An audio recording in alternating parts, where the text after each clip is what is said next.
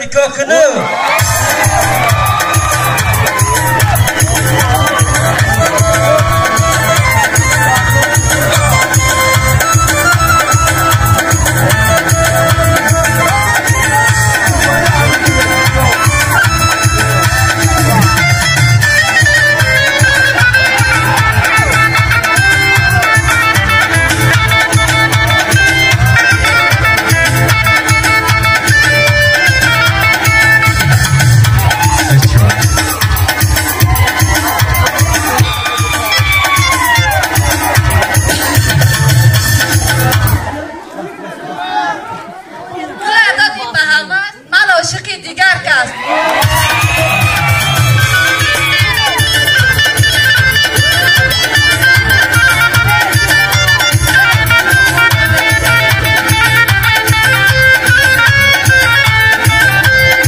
از این گفتنمانات پیش از نوار را تماشا کردن به شما یک کمپانی خوب و بهترین توصیه میتونم، یعنی گروزا پریوز که از مسکو به تاجیکستان بار میارد.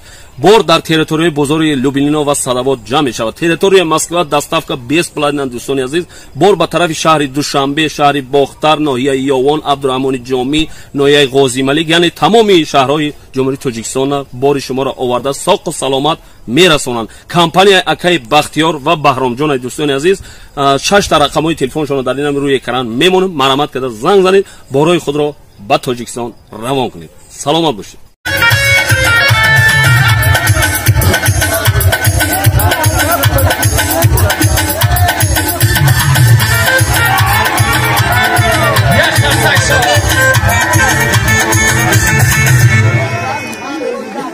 ملای جان چی خوشبویت کنم من، گل چیده به دامانت کنم من، گل چیده به دامانت چی باشد و کنج خانه عروست کنم.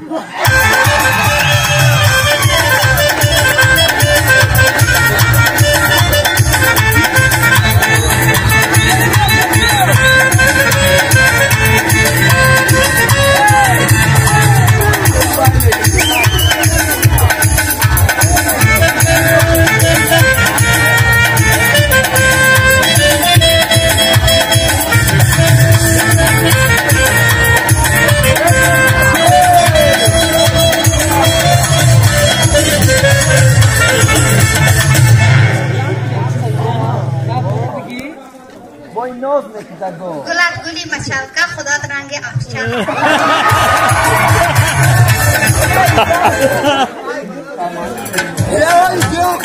سلامت.